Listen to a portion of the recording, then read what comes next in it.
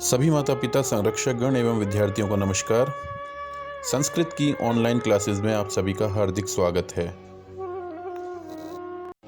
तो आज हम कक्षा 6 संस्कृत रुचिरा के अध्याय 8 को प्रारंभ करने जा रहे हैं। अध्याय का शीर्षक है सूक्तिस्त बकह, अर्थात सूक्तियों का गुच्छा। सूक्ति शब्द का निर्माण दो शब्दों से हुआ है, सु धन उक्ति, अर्थात श्रेष्ठ बोले गए वचनों का समूह। इस प्रकार की सूक्तियां हमारे पाठ्यक्रम में जोड़ी जाती है ताकि हम इन सूक्तियों का लाभ अपने जीवन में भी उठा सकें, अर्थात इन सूक्तियों में दी गई शिक्षा को हमें अपने जीवन काल में उतार लेना चाहिए। इस अध्याय में 5 श्लोकों को सम्मिलित किया गया है। पहले श्लोक में परिश्रम की महिमा को बताया गया है कि परिश्रम के द्वारा हमारे संपूर्ण कार्य सिद्ध हो सकते हैं, मन की इच्छा से नहीं होंगे। दूसरे श्लोक में जीवन में हमारे किताबी ज्ञान का जीवन से संबंध बताया गया है, अर्थात जो पुस्तकों में हम पढ़ते हैं यदि उसे अपने जीवन में नहीं उतारते तो इस प्रकार के ज्ञान का हमारे जीवन में कोई औचित्य नहीं रह जाता। तीसरे श्लोक में बताया गया है कि मनुष्य को हमेशा मधुर वचन ही बोलने चाहिए, क्योंकि मधुर वचन बोलने वाला व्यक्ति ही सबको पसंद आता है और मधुर बोलने से सभी जंतु भी संतुष्ट होते हैं। चतुर्थ श्लोक में लगातार अभ्यास को सफलता का सूत्र बताया गया है, अर्थात कि जो व्यक्ति अपने जीवन काल में लगातार प्रयास करता है वही सफलता को प्राप्त करता है।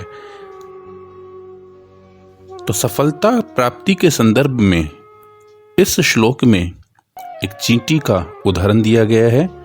इसमें बताया गया है कि यदि जब चींटी लगातार अपनी मंजिल की तरफ बढ़ती है तो वो उतने फासले को कम करती रहती है, और यहीं अगर तेज गति से उड़ने वाला जो गरुड़ है वो एक जगह पर बैठा है तो वो कभी भी अपनी मंजिल को प्राप्त नहीं कर सकेगा। तो इसीलिए चाहे धीरे धीरे ही सही, लेकिन हमें अपनी मंजिल की तरफ अग्रसर रहना चाहिए। और अंतिम श्लोक में बताया गया है कि कौवा और कोयल दोनों ही काले होते हैं, परंतु इनके मध्य का भेद हमें वसंत समय में प्राप्त होता है। वसंत आने पर जब दोनों बोलते हैं तो दोनों की वाणी से इनके मध्य का अंतर हमें पता चल जाता है। तो आइए अब अध्याय को शुरू करते हैं। उद्यमेन ही सिद्ध्यन्ति कार्याणि न मनोरथै न ही सुप्तस्य सिंहस्य प्रविशन्ति मुखे मृगा। उद्यमेन परिश्रम के द्वारा, सिद्ध्यन्ति सिद्ध होते हैं, कार्याणि कार्य, न नहीं, मनोरथै मन की इच्छा से। तो पहली पंक्ति का अर्थ निकलेगा कि जो कार्य हैं वो परिश्रम करने से ही सिद्ध होंगे, आपके चाहने से कार्य सिद्ध नहीं होंगे। यदि आप मन में ये सोचते रहो कि आपके कार्य अपने आप ही सिद्ध हो जाएं, तो वो कार्य कभी भी नहीं पूरे होंगे। उसके लिए आपको मेहनत करनी ही होगी। क्यों करनी होगी? न ही सुप्तस्य सिंहस्य प्रविशन्ति मुखे मृगा। जब एक सिंह कहीं सो रहा है तो उस सोते हुए सिंह के मुख में स्वयं आकर के हिरण प्रवेश नहीं करते हैं। हिरण कब उसका आहार बनेगा? जब सिंह उसके लिए परिश्रम करेगा, अर्थात दौड़ करके उसको हिरण को पकड़ेगा, तभी वो उसका आहार बनेगा। कभी भी सोते हुए सिंह के पास हिरण खुद चल करके नहीं आएंगे। तो इसलिए हमें हमेशा परिश्रम करना चाहिए। देखिए, केवल परिश्रम को हम सफलता का आधार नहीं मान सकते हैं। परिश्रम में जब तक एक पूर्ण योजनाबद्ध समय सारणी आप नहीं अपनाओगे तब तक आपकी सफलता अनिश्चित है। तो निश्चित सफलता के लिए आपको एक योजनाबद्ध सारणी का अनुसरण, जिसको हम टाइम टेबल कहते हैं, उसका अनुसरण करना ही होगा। जो समय आपने अपने विषय को दे दिए हैं, फिर चाहे आंधी आए या तूफान, आपको निश्चित रूप से उस समय पर उस विषय का पालन करना ही होगा। तो निसंदेह आप अपने जीवन काल में कुछ बेहतर कर जाओगे। अगला श्लोक देखते हैं। पुस्तके पठितः पाठः जीवने नैव साधितः किम भवेत् तेन पाठेन जीवने योने सार्थकः। पुस्तके, पुस्तक में, पठित है पढ़ा गया, पाठ है पाठ, जीवने न साधिते, यदि व्यक्ति ने अपने जीवन में नहीं साधा, जीवने यो न सार्थक है, यो मतलब जिससे जीवन सार्थक नहीं बनता, किम भवेत तेन पाठेन, फिर उस प्रकार के पाठ से क्या प्रयोजन।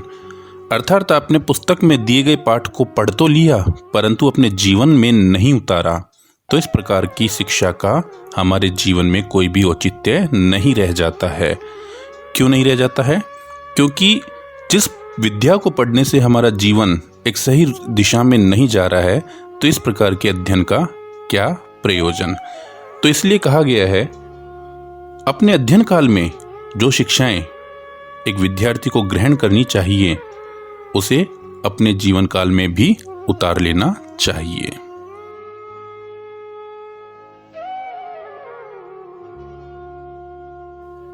अगला है, प्रिय वाक्य प्रदानेन सर्वे तुष्यन्ति मानवः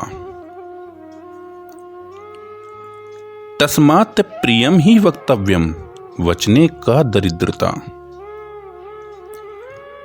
मानवः संपूर्ण मानव। प्रिय वाक्य प्रदानेन मीठा बोलने से, तुष्यन्ति संतुष्ट हो जाते हैं। तो जब व्यक्ति मीठा बोलने से संतुष्ट हो जाता है, तस्मात् इसीलिए प्रियम ही वक्तव्यम, मीठा ही बोलना चाहिए, वचने का दरिद्रता। वचनों में किस प्रकार की कंजूसी, अर्थात हमें मीठा बोलने से परहेज नहीं करना चाहिए। हमें जब वाणी रूपी आभूषण दिया गया है तो उसकी चमक हमें दिखानी चाहिए दुनिया को, कि हम किस प्रकार बोल सकते हैं, किस प्रकार सभ्य बोल सकते हैं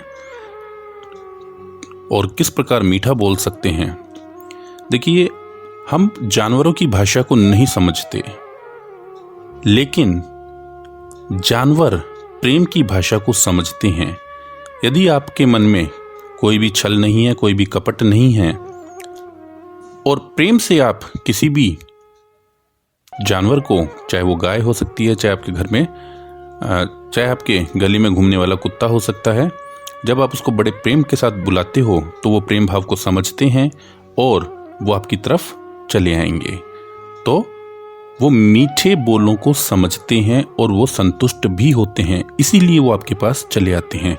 और वहीं आपके अंदर छल कपट आ जाएगा तो वो आपसे दूर रहेंगे, वो आपके पास नहीं आएंगे। तो इसलिए हमेशा मनुष्य को मीठा बोलना चाहिए, क्योंकि ये भी कहा गया है कि जो मीठा बोलता है उसकी सारी मिर्चियां भी बिक जाएंगी, परंतु जो कड़वा बोलता है उसका शहद भी नहीं बिकता। तो इसलिए भी हमें मीठा बोलना चाहिए। चौथे नंबर का श्लोक देखते हैं। गच्छन् पिपीलको याति योजनानां शतान्यपि अगच्छन् वैतेन्योऽपि पदम एकम न गच्छति।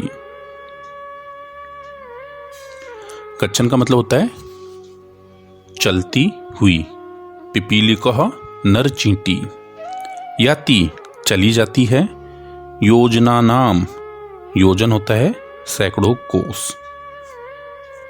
तो यदि एक चींटी जब चल रही है तो लगातार चलती हुई वो सैकड़ों कोस की दूरी भी पार कर जाती है। और वहीं दूसरी तरफ अगच्छन न जाता हुआ अर्थात एक ही जगह पर स्थिर। वैन्ते, वैन्ते होता है गरुड़ पक्षी, जो विशाल होता है, पक्षी राज कहलाता है अर्थात पक्षियों में सबसे बलशाली। लेकिन यदि वो नहीं चल रहा है, पदम एकम, एक पद भी, तो वो जरा सा भी अपनी मंजिल की तरफ अग्रसर दिखाई नहीं देता। तो इसीलिए चींटी से हमें सीखना चाहिए कि भले ही धीरे धीरे लेकिन लगातार अपनी मंजिल की ओर हमें अग्रसर रहना चाहिए। अध्याय के अंतिम श्लोक को देख लेते हैं। काकः कृष्णः पिकः कृष्णः को भेद पिक काकयो वसंत समय प्राप्ते काकः काकः पिकः पिकः। अर्थात काकः कौवा, कृष्ण है काला, कौवा काला होता है, पिकः कृष्ण है और कोयल भी काली होती है, को भेद है पिक काकयो। तो इस प्रकार इन दोनों में क्या अंतर है, अर्थात रंग के आधार पे इन दोनों में कोई भी अंतर हम नहीं कर सकते, परंतु वसंत समय प्राप्ते, वसंत के आने पर काकः काकः पिकः पिकः, कौवा कौवा ही होता है और कोयल कोयल ही होती है। अर्थात कौवा कांव कांव करता है और कोयल अपनी मधुर वाणी में कूकती हुई हमें सुनाई पड़ती है।